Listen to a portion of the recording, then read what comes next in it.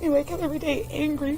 Sebastian, he is... like to say to whoever has my children that they please. We're just hoping that he... functioning autistic.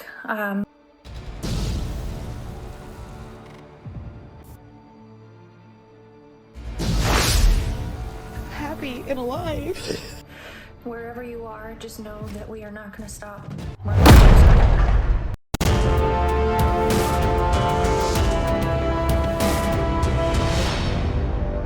This is Reporter Room with Jessica Della Davies. Hello, Reporter Room investigators. I'm so glad that you're joining me today. My name is Jessica Della Davies. I'm an investigative journalist, and my job is to investigate crimes, crime scenes, and potential suspects, and show you how to do the same thing. If you haven't subscribed, please do, because I can't get to 40,000 subscribers without your help. And know that everything I'm sharing with you is my opinion, and opinions are not facts. This video is for educational and entertainment purposes only. Today, we're going to be talking about the Sebastian Rogers case.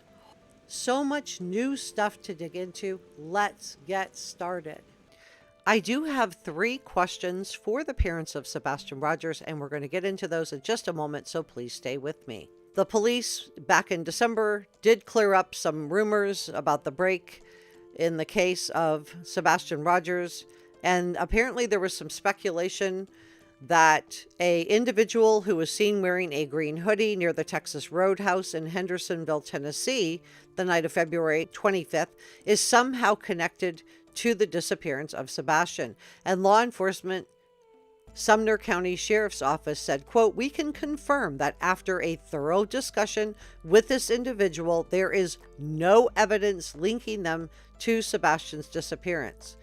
Now, authorities still have not named a single suspect in connection with Sebastian's disappearance. Now, maybe they're trying to protect their case.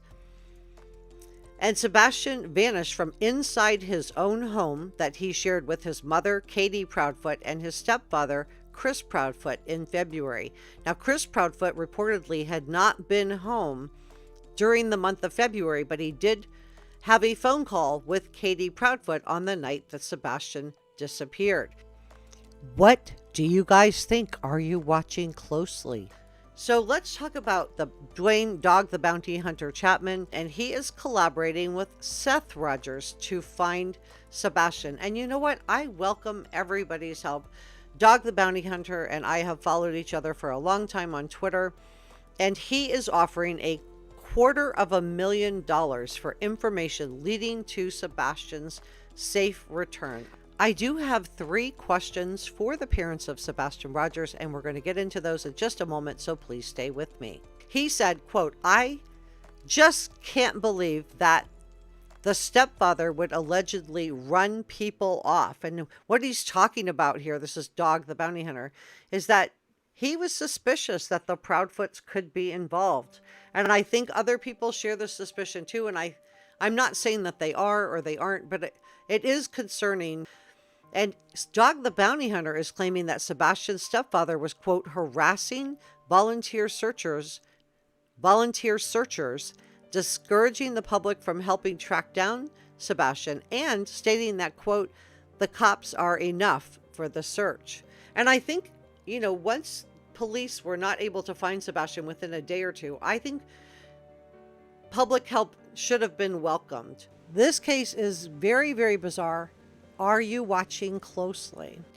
I do have 3 questions for the parents of Sebastian Rogers, and we're going to get into those in just a moment, so please stay with me. Many people believe that Sebastian could not have run away, because if he had run away, he would have been found by now. But remember that autistic kids are different, and it is possible that he had a favorite place to go that nobody knew of. It is possible that this was not his first time leaving the house in the night. It may be that he made it back on other nights, but it is odd that he would have left the house without his shoes on. So I find that to be strange, because he doesn't strike me as an outdoor kid. The neighbors reported that they never saw him out, you know, shooting hoops or riding a bike or doing any of those things outside. So I'm just wondering if he ran off more than Katie knew about. Neighbors did report that they had seen Sebastian under cars and hiding, and we know kids with autism like to go into tight spaces. The big problem is we don't know if he would have had access to online or if he was accessing anyone online when he was at Seth's house. We also don't know completely his level of functioning. I mean, we know he wore pull-ups. Seth said that Sebastian didn't wear them at his house, but Katie and Chris had him wearing them at her house, and the school had him also wearing them at school.